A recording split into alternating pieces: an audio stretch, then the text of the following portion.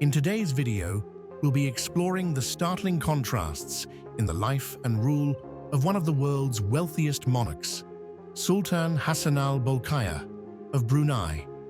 While his name might not be as recognizable as other royals, his $20 billion fortune and absolute rule over the small oil-rich nation of Brunei have created a story filled with opulence, controversy, and concerning allegations.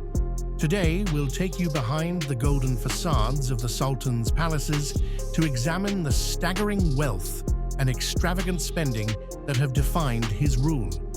We'll also delve into serious human rights concerns under his leadership, the implementation of strict Sharia law and its far-reaching implications, and how the international community continues to navigate its relationship with Brunei. Along the way, we'll confront the disturbing allegations made by women like Shannon Marketic and Gillian Lauren and explore the family controversies that have sent shockwaves around the world. Brunei Darussalam might be a small country on the island of Borneo, but it sits on massive oil reserves that have made its absolute monarch, Sultan Hassanal Bolkiah, one of the richest men on earth. With a personal fortune estimated at around $20 billion, the Sultan's wealth is nearly impossible to comprehend. The most visible symbol of this wealth is the Istana Nurul Iman, the official residence of the Sultan. At 2.2 million square feet, it holds the Guinness World Record as the largest residential palace in the world. This architectural behemoth contains 1,788 rooms, 257 bathrooms, a 110-car garage, air-conditioned stables for his polo ponies, and a banquet hall that can seat 4,000 guests. The palace alone cost more than $1.4 billion to construct. But the palace is just the beginning. The Sultan's car collection is perhaps the most extravagant in the world. Valued at over $5 billion, it includes approximately 7,000 high-performance and luxury vehicles, with hundreds of Rolls-Royces, Ferraris, and Bentleys. Some reports claim he owns over 500 Rolls-Royces alone, the largest collection in the world. Many of these vehicles are custom-made, plated in gold, and rarely driven. Speaking of gold, the Sultan has a well-documented obsession with the precious metal. Reports indicate his palace features gold-plated furniture, including toilet bowls and bathroom fixtures. Even his customized Boeing 747, dubbed the Flying Palace, reportedly contains wash basins made of solid gold. For his 50th birthday celebration in 1996, the Sultan reportedly spent $27 million on a party that included flying in Michael Jackson for a private concert, paying the late pop star $17 million for 3 performances. While the average citizen of Brunei does enjoy certain benefits from the nation's oil wealth, including free education, healthcare, and no income tax, the disparity between the royal family's extravagance and the lives of ordinary citizens remains stark. The per capita GDP of Brunei is around $30,000, which is high by regional standards, but a mere fraction of the wealth concentrated in the hands of the royal family. Behind the glittering facade of wealth lie troubling human rights concerns. Brunei operates as an absolute monarchy, where the Sultan holds absolute power as both head of state and head of government. Political freedoms are severely restricted, with no democratic elections for the country's legislative body. Freedom of speech and freedom of the press are limited, with self-censorship common among local media. But perhaps most disturbing are the allegations of sexual exploitation and trafficking allegedly orchestrated by the royal family. The most notorious accusations center around what some have called the harem culture within the palace walls. Former Miss USA Shannon Marketic made headlines in 1997 when she filed a $90 million lawsuit against the Sultan and his brother, Prince Jeffrey Bolkiah. According to court documents, Marketing claimed she was recruited by a modeling agency called Caliber Talent Consultants for what she was told would be a personal appearance and entertainment work in Brunei, with a promised payment of $3,000 per day. What allegedly happened next reads like a nightmare. Upon her arrival in Brunei, Shannon Marketing claimed that her passport was immediately confiscated, stripping her of any means to leave.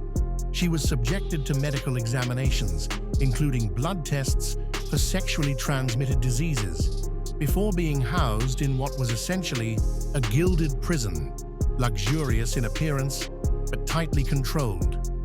Marketing alleged she was forbidden from leaving the palace grounds and was expected to attend nightly parties from 10 p.m. to 3 a.m., where young women were treated as entertainment for the royal family and their associates. At these gatherings, women were allegedly encouraged to engage in paid sexual activities. Guards closely monitored her movements, and any opportunity to contact the outside world was systematically denied. Marketing alleged that she was held against her will for 32 days, and that when she refused sexual advances, she was treated poorly until finally being allowed to leave the country. She claimed other women recruited alongside her were more compliant and were paid for sexual services. In her lawsuit, Marketing stated, "It became apparent to me that I had been brought to Brunei for sexual services, which I refused to perform." She further alleged that she was called stubborn by Prince Jeffrey for her refusal to participate. While the lawsuit was eventually dismissed in a U.S. federal court due to sovereign immunity laws that protect foreign heads of state from litigation, the allegations received widespread media attention and raised serious questions about potential abuse of power. The Sultan's lawyers vehemently denied the allegations, claiming Marketing was simply upset about being sent home early from a modeling assignment.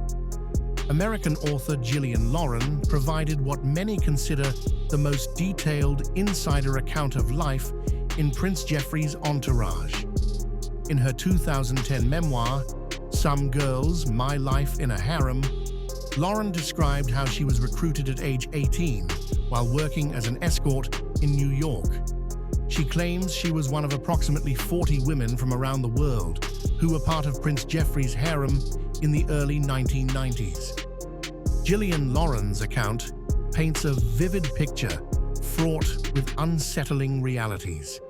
She described being flown to Brunei on private jets and housed in lavish accommodations, where she was showered with designer clothes, expensive jewelry, and generous cash payments.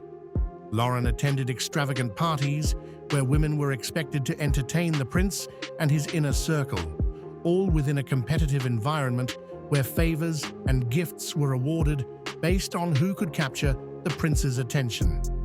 She revealed a highly structured system in which women were categorized by nationality and physical attributes and were expected to be on call at all hours to satisfy the prince's demands.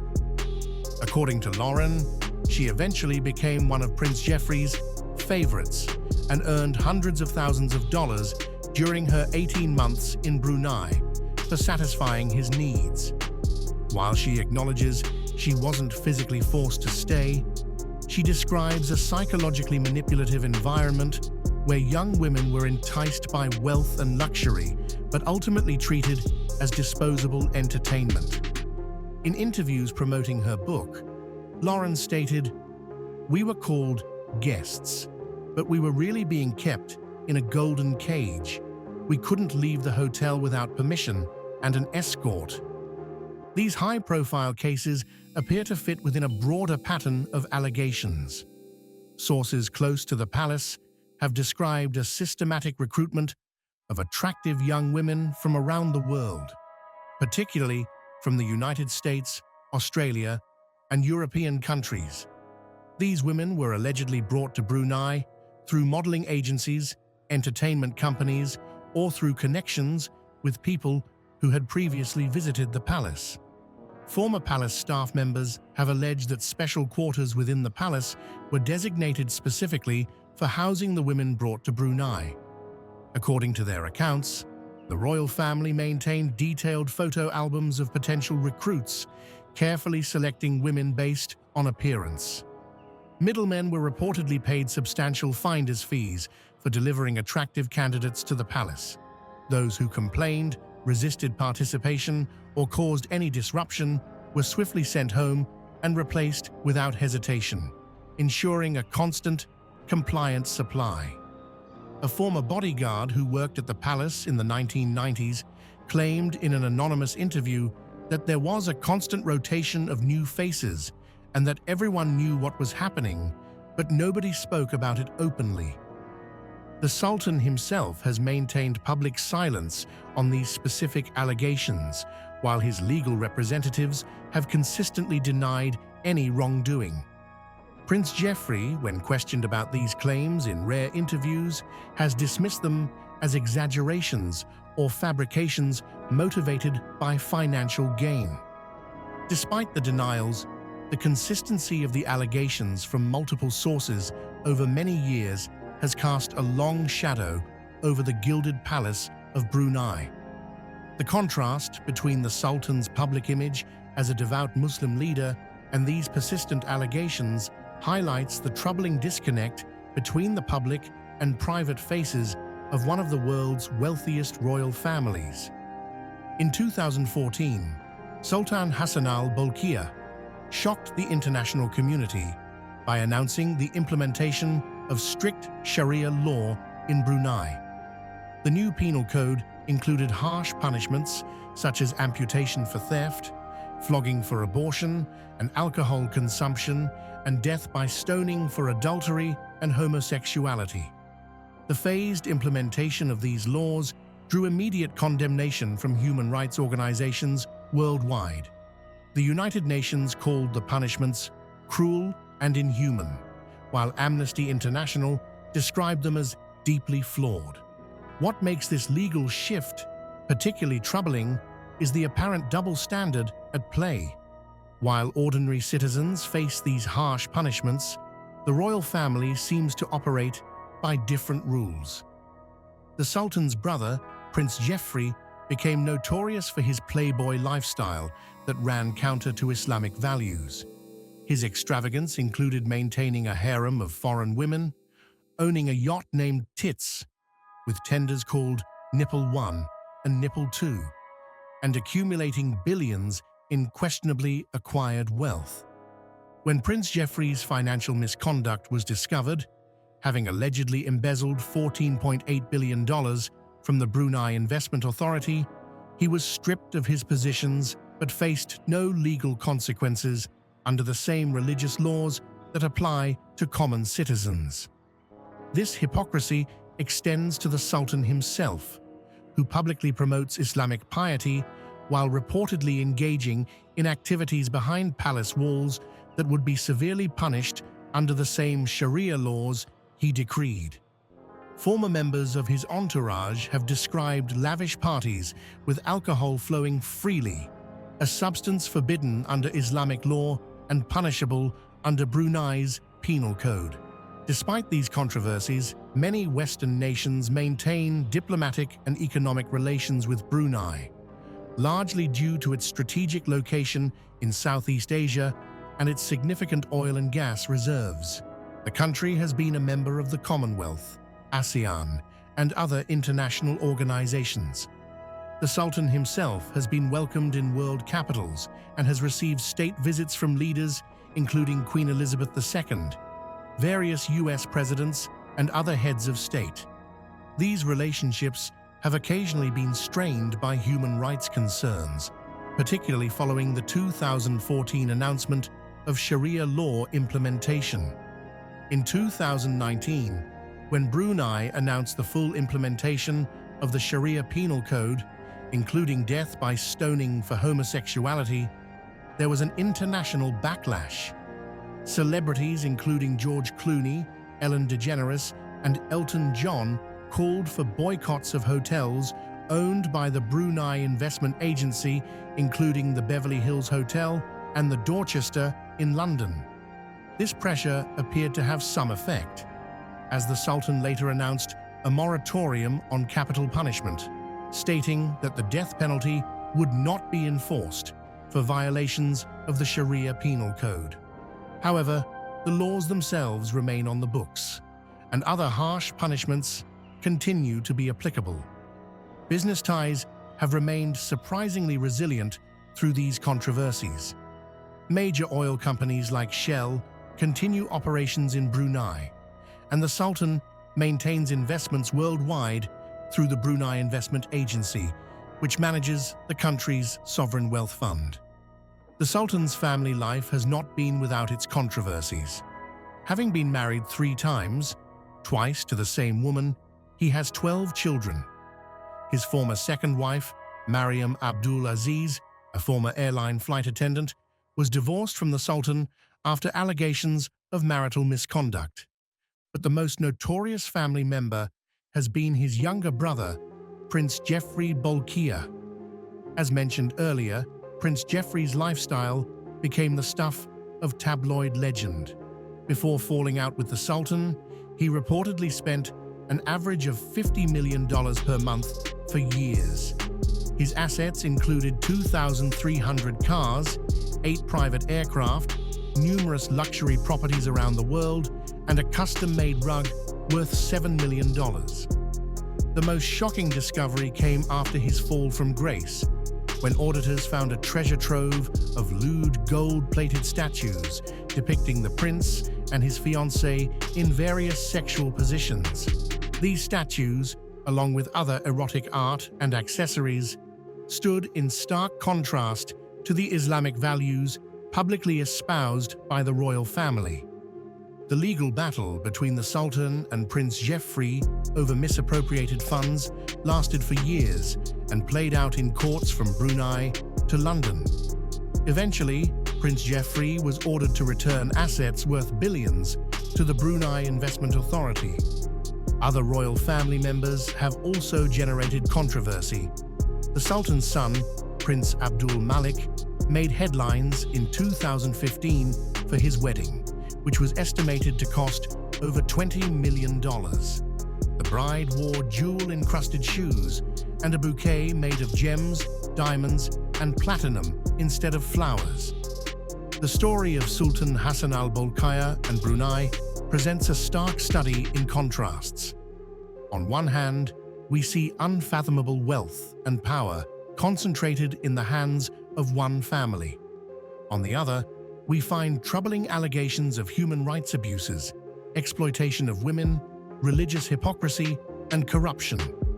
While the citizens of Brunei do enjoy certain benefits from their nation's oil wealth, they live under an absolute monarchy, where political freedoms are limited, and where harsh religious laws apply differently to the powerful than to ordinary people. The Sultan's story reminds us that extreme wealth and power without accountability can lead to deeply troubling outcomes. It raises important questions about how the international community should engage with regimes that maintain diplomatic and economic relations while allowing potentially exploitative practices behind palace walls.